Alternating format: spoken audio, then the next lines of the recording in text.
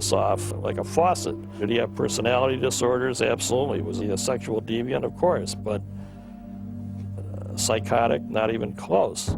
Throughout the trial, Gacy remained confident, certain that he would win the case. He had been in the back and he was reading the Chicago Sun-Times and some of the ads in there.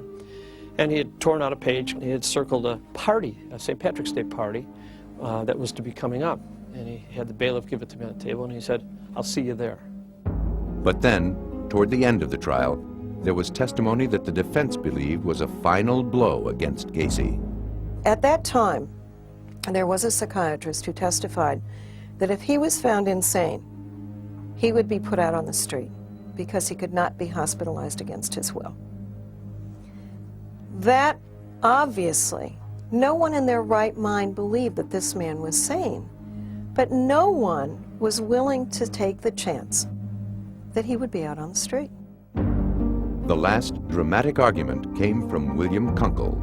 I said to the jury, I said, well, if you want to show mercy, and then I just stopped in mid-sentence. I turned around and I walked over to the victim board, and real slow, I ripped each photo off the board with a loud snap. Take my time, about 2 minutes, to get all 22 off in my hand, and I walked back in front of the jury box right in their faces, and I said, look, if you want to show this man mercy, you show him the same mercy he showed when he took these 22 lives off the face of the earth and put them here. And I just threw them in the crawl space opening and walked away. I left a couple of minutes of pin drop silence in the courtroom, and that was a good point. The jury took only one vote and unanimously agreed to find John Gacy guilty of 33 counts of murder. The next day, they sentenced him to death. Gacy deals from death row when Crime Stories continues.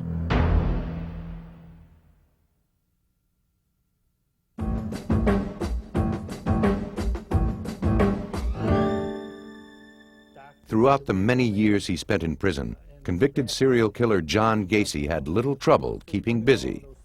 He spent much of his time painting. This is Christ as I see him in my cell. And it's monolithic because Christ, to me, is monolithic. He's all things to all people. This here is the Hi-Ho series. This is called Hi-Ho Around the Campfire. Many who knew him there said Gacy actually enjoyed prison. He thrived on the regularity of life in an institution. Karen Conti was one of his appellate attorneys. His life outside of prison was just completely filled with anxiety for him. He had options. He could kill, he could not kill. There was this good and bad that was a constant dilemma in his life. When he was in prison, all of that was removed. He had his life set up in a very orderly fashion. If you want to know what my life is like, I log it every day. For the last 12 years, all you got to do is ask. I can tell you everything. I can tell you the first meal they served me here because I do it daily. What do you do all day? Every phone call, everything that I do, every time an officer's around me is logged. Every movement that I make is in the book here. Filling the pages of Gacy's log were hundreds of hours spent with attorneys who were representing him in the appellate courts. As ardent opponents of the death penalty, working together, they had taken on one of the most unpopular cases in the country. First of all, we got death threats. We had clients who quit us. We carried a baseball bat from the garage to the house after a while. We had bomb threats. Dozens of legal issues were raised on behalf of Gacy, while he maintained that he was not the one who killed the boys in his basement. At the time of my arrest, there was 4 other suspects, all employees of PDM contractors, all with keys to the house. To the end, Gacy denied his guilt. I wanted him to have this breakthrough. I wanted him to have this all of a sudden, all right, there's no more pretense, there are no more appeals. Now I can tell you I did it and this is why I did it. I was waiting for it, but it just never came. It was like a book with no ending. As the years went by, each and every appeal was denied. At last, a final execution date was set, May 10th, 1994, 14 years after his conviction. There was nothing was going to delay the killing of John Gacy because the people were bound and determined that John Gacy was going to be killed. Throughout the years on death row, Gacy claimed that he was not worried. He had no reason to fear the day he would die. Do you believe you've lived your life the right way? Then you do not have nothing to fear in my case. Not worried about facing God? No. I'm fairly comfortable with him. I've been at the Catholic services, I'm the server for the priest for the last 10 years. I have no qualms about doing that. I've had confession, I have communion, and I am at peace with myself. On the morning of his execution, Gacy was flown from his downstate prison to the death chamber at Stateville Correctional Center. We have attorneys on standby that will be available to the very end to fight any attempts to stay this execution. By 7 that evening, the U.S. Supreme Court denied a last request for a stay of execution. At the end, Gacy wanted to speak with each of the lawyers separately. He took me aside and he wanted to thank me for trying as hard as I could and for keeping him occupied with jokes and for being kind to him and calling him and keeping him informed. Even while the crowds cheered outside his cell, Gacy did not believe he was going to die.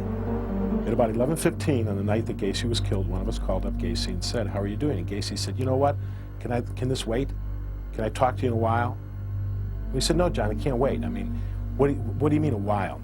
He said, "Call back in an hour or two." I said, "John, you're going to be dead in an hour or two. What are you thinking about?" There was a candlelight vigil by opponents of the death penalty, but far more people clearly were in favor of his execution.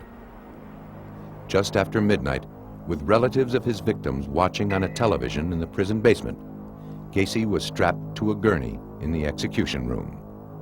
He was given 3 lethal injections.